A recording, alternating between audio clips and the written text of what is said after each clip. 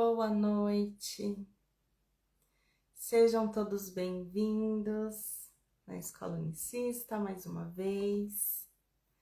Estamos aqui hoje para continuar com o Manual de Professores. Deixa eu enviar aqui, enviando para algumas pessoas. Foi. Hoje é um dia para a gente silenciar, porque o texto de hoje vai dizer qual é o papel das palavras na cura. E cada vez mais que eu estudo, que eu pratico, eu venho percebendo a necessidade do silêncio. Como o silêncio tem falado alto em mim. É realmente no silêncio que eu tenho encontrado respostas. E o texto vai deixar isso bem claro do porquê que isso acontece quando a gente começa a praticar um curso em milagres, ou meditação, ou seja, qual for a doutrina, o caminho que você encontre para te levar até a unidade do pensamento. Cada vez mais você irá perceber que as palavras não são necessárias. Você quer falar menos, você quer observar mais, você quer sentir mais as tuas intenções, os teus pensamentos, o porquê de cada questionamento, você quer sentir o seu corpo, você quer sentir aquela dor, aquele começo de ciclo, aquele final de ciclo, e isso é algo extremamente pontual que eu tenho observado nessa minha jornada.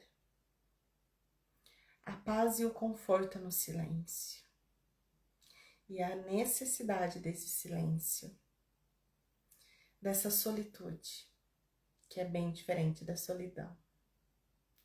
Então, vou dar seguimento na leitura de hoje, Manual de Professores, na parte 21. Qual o papel das palavras na cura? Estritamente falando, as palavras não têm qualquer papel na cura. O fator motivador é a oração ou pedido. Recebes aquilo que pedes, mas isso se refere à oração do coração, não às palavras que usam quando oras. Às vezes, as palavras e a oração são contraditórias. Às vezes, estão de acordo. Não importa. Deus não compreende palavras, pois foram feitas por mentes separadas, para mantê-las na ilusão da separação. Vamos observar um pouquinho como são essas palavras das orações. Em geral, são pedidos ou são agradecimentos, mas elas são extremamente limitadas, de acordo com as nossas memórias, aquilo que a gente acredita ser certo, ser errado, ser bom, ser mal. As palavras, elas não conseguem traduzir o amor, a verdade. As palavras são símbolos. Olá, Carla, seja bem-vinda. As palavras são símbolos, mas são símbolos que não traduzem a verdade no seu 100%. Vou ler novamente aqui na parte 1. Qual o papel das palavras na cura? Estritamente falando, as palavras não têm qualquer papel na cura. O fator motivador é a oração ou pedido. Recebes aquilo que pedes, mas isso se refere à oração do coração, não às palavras que usam quando oras. Às vezes, as palavras e a oração são contrárias. Às vezes estão de acordo. Não importa. Deus não compreende palavras, pois foram feitas por mentes separadas, para mantê-las na ilusão da separação. Palavras podem ser úteis, especialmente para o iniciante, no sentido de ajudar na concentração e facilitar a exclusão ou pelo menos o controle de pensamentos que não são pertinentes. Não nos esqueçamos, entretanto, de que as palavras não são senão símbolos de símbolos. Então, assim, duplamente afastadas da realidade. Enquanto símbolos, as palavras têm referências bastante específicas. Mesmo quando parecem ser as mais abstratas, é provável que o retrato que vem à mente seja muito concreto, a não ser que um ponto de referência específico ocorra à mente em associação com uma palavra. A palavra tem pouco ou nenhum significado prático e, assim, não pode ajudar no processo de cura. Boa noite, Odete, seja bem-vinda. Eu não sei como que foi para vocês quando vocês começaram a estudar um curso em milagres, mas a gente começa a estudar um curso em milagres com a mente egóica, onde as palavras são muito necessárias, né? Então a gente entra muito em questionamentos, a gente pergunta tudo com a mente. Pelo menos, eu queria que muita coisa fizesse sentido com essa mente, que tem uma caixinha aqui de paradigmas de certo e de errado, e pergunta daqui, pergunta dali, e tenta encontrar respostas. Mas a cura na mente se dá no silêncio. Enquanto a gente continua nessa mente do ego, querendo questionar e fazer com que as coisas façam sentido para aquilo que eu acredito que é sentido, a gente não acessa essa verdadeira cura que vem desse conhecimento divino, que vem desse entendimento dado pelo Espírito Santo. Então, observa no caminho de vocês o quanto vocês têm enfatizado o poder das palavras. Entenda que a cura está no silêncio.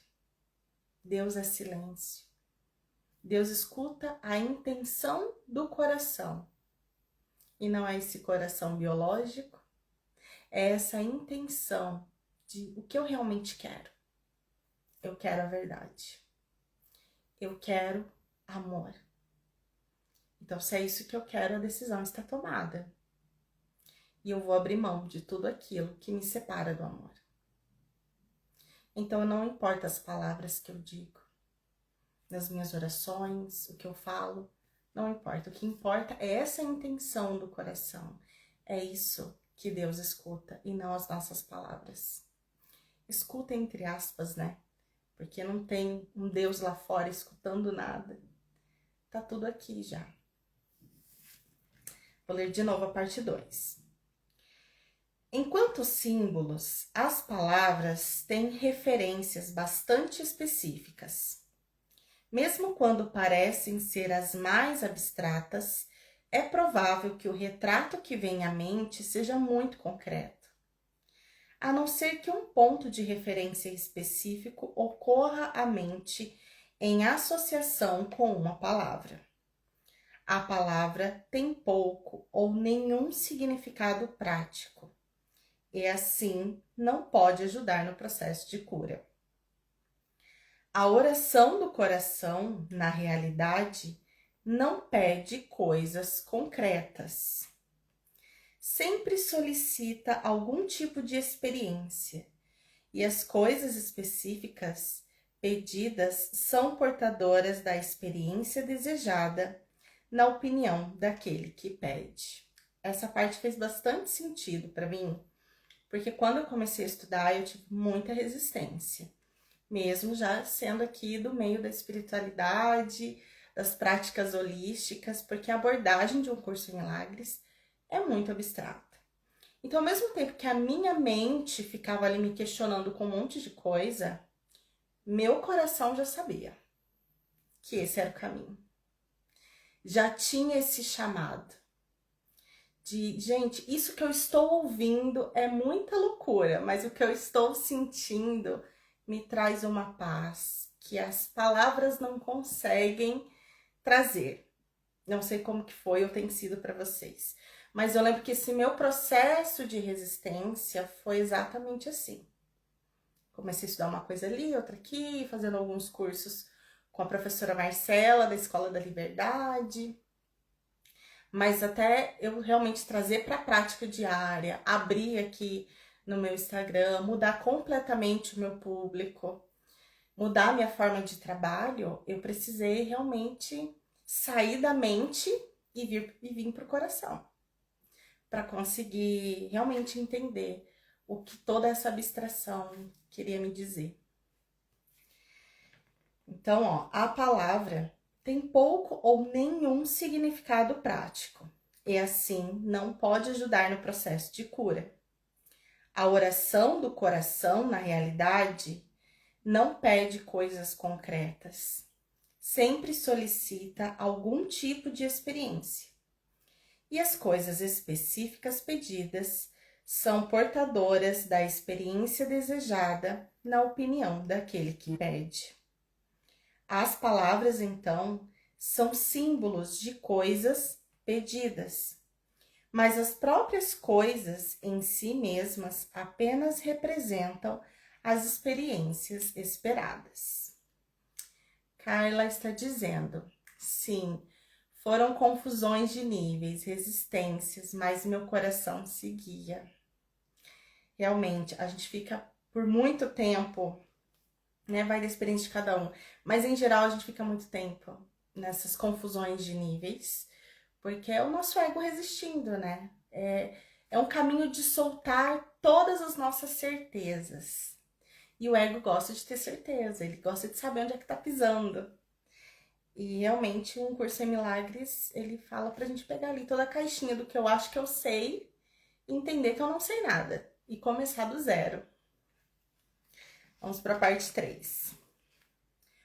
A oração por coisas desse mundo trará experiências desse mundo. Se a oração do coração pede isso, isso será dado porque será recebido. É impossível que a oração do coração permaneça sem resposta na percepção daquele que pede. Olha que profundo. É impossível que a oração do coração permaneça sem resposta na percepção daquele que pede.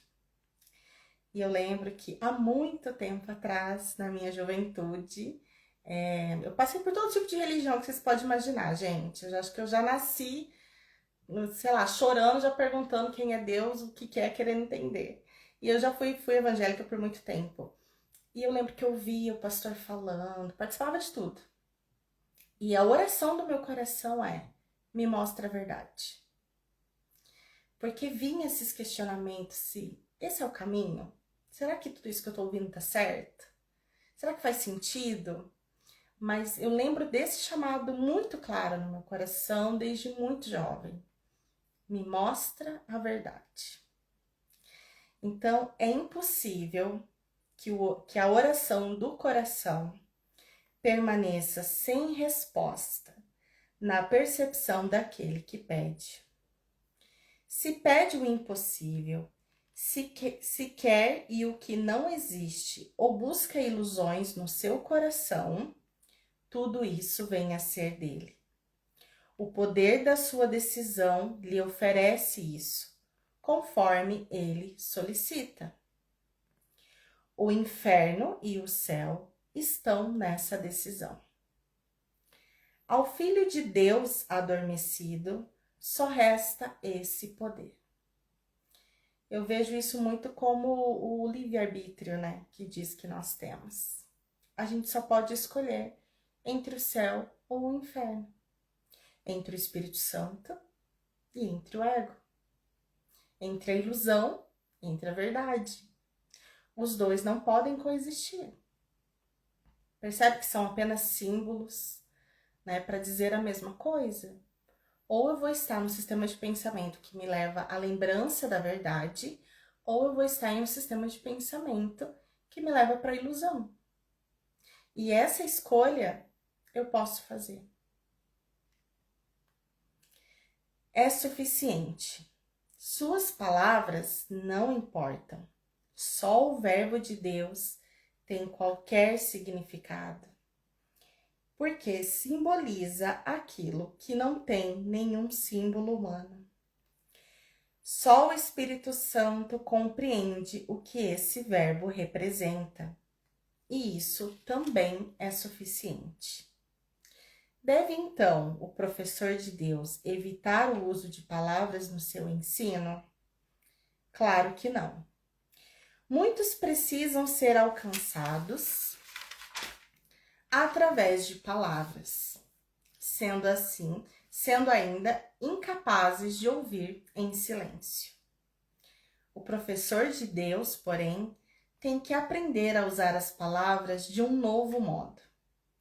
Gradualmente, ele aprende como deixar que as suas palavras sejam escolhidas para ele, cessando de decidir ele próprio o que vai dizer.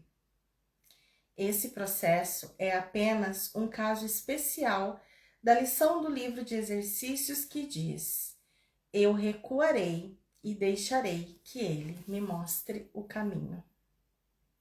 O professor de Deus aceita as palavras que lhe são oferecidas e dá conforme recebe. Ele não controla a direção da sua fala, ele escuta, ouve e fala. Muita coisa nesse trecho, mas antes de ler de novo, percebe que nessa parte que diz ele escuta, ouve e fala, vai entrar o receber. O receber, para mim, é integração. Então, no silêncio, eu vou dissolvendo essas ilusões em mim, eu recebo a lembrança dessa verdade, então eu estou pronta para compartilhar. O que eu não integrei em mim, nada do que eu fale aqui vocês irão conseguir receber. Porque eu só posso dar aquilo que eu recebo. Então eu posso falar um monte de coisa intelectual aqui e vocês vão olhar e falar: o que ela tá falando? Porque vocês não estão prontos para receber, porque eu mesma não recebi. Então é muito importante esse caminho de recuar com o nosso ego e deixar que ele mostre o caminho. E isso é para tudo. É alguma coisa que está acontecendo na sua casa, é uma notícia que você vê na TV, são seus clientes, né? Se você for terapeuta, é no, sei lá, colegas de trabalho, tudo que está acontecendo é projeção do que está dentro. E eu tenho essa oportunidade de correção o tempo todo.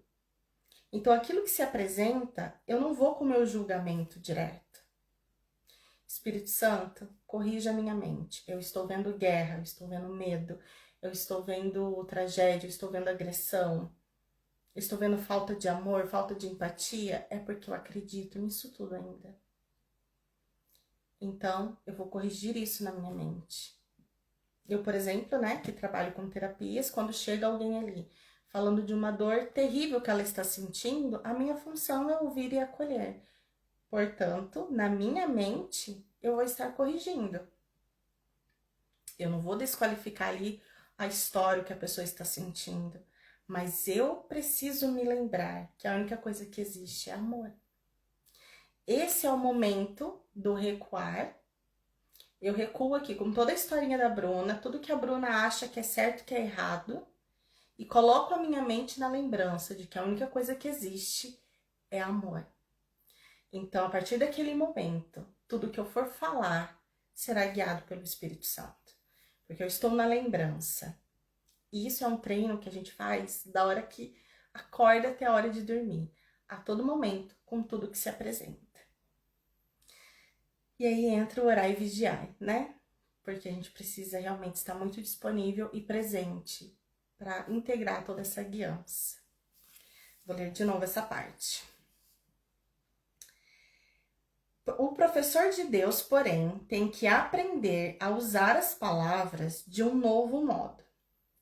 Gradualmente, ele aprende como deixar que as suas palavras sejam escolhidas para ele, cessando de decidir ele próprio o que vai dizer. Esse processo é apenas um caso especial da lição do livro de exercícios que diz: eu recuarei e deixarei que ele me mostre o caminho. O professor de Deus aceita as palavras que lhe são oferecidas e dá conforme recebe. Ele não controla a direção da sua fala. Ele escuta, ouve e fala. Um grande obstáculo nesse aspecto do aprendizado é o medo do professor de Deus em relação à validade do que ouve. E o que ouve pode realmente ser bastante surpreendente. Também pode parecer um tanto irrelevante em relação ao problema que se apresenta conforme ele o percebe. E pode, de fato, confrontá-lo com uma situação que lhe parece ser bastante embaraçosa. Todos esses são julgamentos que não têm valor. São seus próprios julgamentos provenientes de uma autopercepção velha e usada, que ele quer deixar para trás. Não julgues as palavras que vêm a ti, mas oferece-as com confiança. Quem já passou por isso? De não ter confiança na guiança. Principalmente quando a gente começa a estudar ou até trabalhar com um curso em milagres, ou você quer falar de um curso em milagres para alguém, e a gente tem a ideia equivocada que a gente não está pronto para isso. Que eu preciso fazer os exercícios de um curso em milagres 3 anos seguidos, preciso ler mais, preciso entender mais. Todo o conhecimento já te foi dado. O próprio Espírito Santo está aí para isso. O que eu preciso? Ouvir, silenciar, integrar e me colocar à disposição para ser esse canal de amor. Eu, vocês, seja quem for. Todo o conhecimento já foi dado. E eu percebo que às vezes realmente essa falta de confiança atrapalha. E a confiança é uma das características do professor de Deus. Tem até uma live lá no comecinho que fala só sobre essa característica. O desenvolvimento dessa confiança. De que todo conhecimento já me foi dado, tá tudo aqui. Só que eu só acesso ele no momento que eu integro, que eu me lembro desse amor. Eu recebo isso para mim.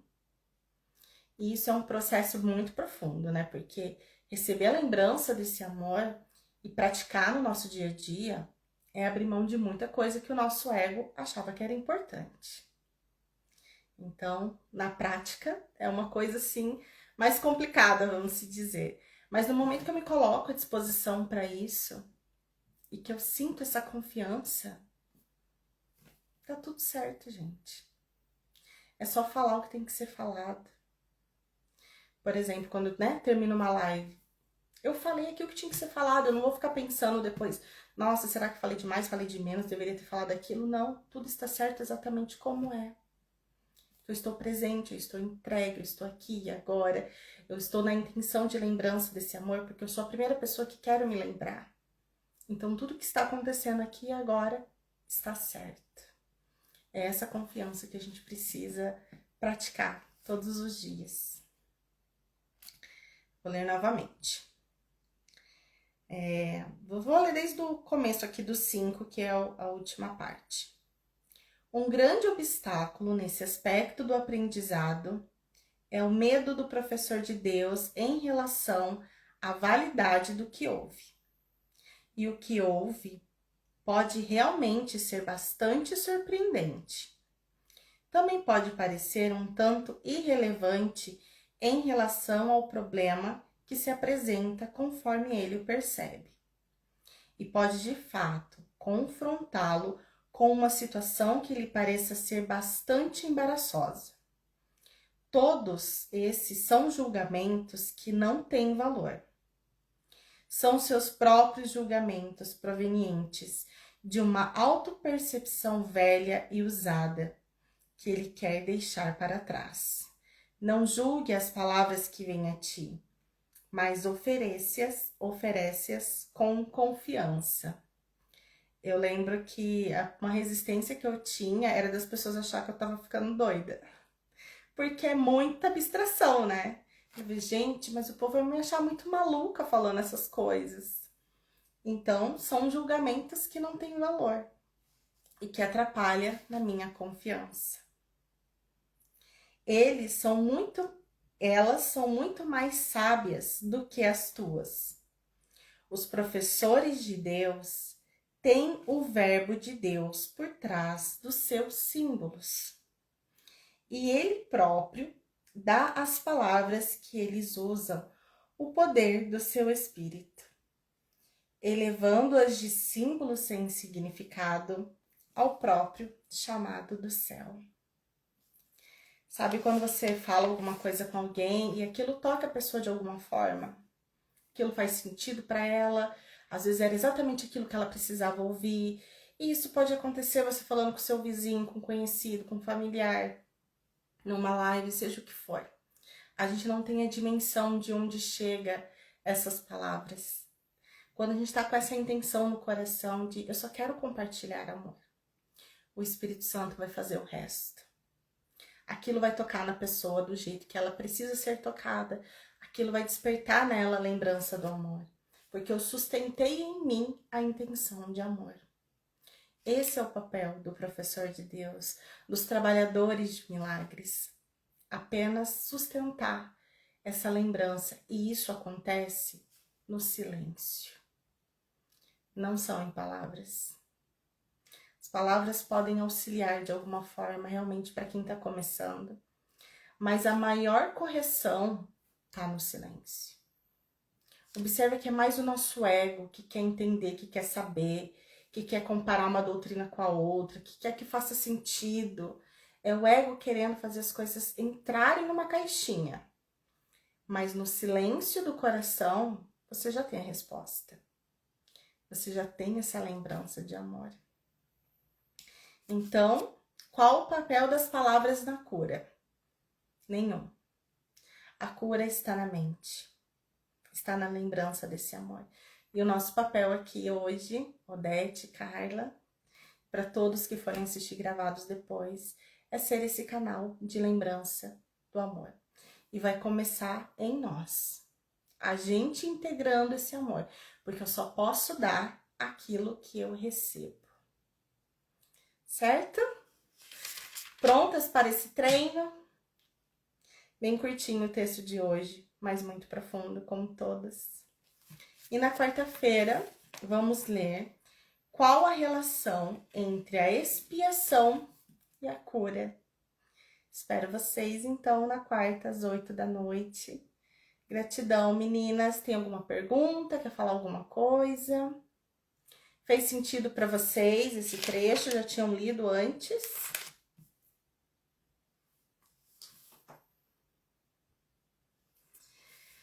Então é isso. Boa noite para vocês. Gratidão. Muita prática desse silêncio. Carla já tinha lido. É sempre bom, né? A gente ler, reler, praticar.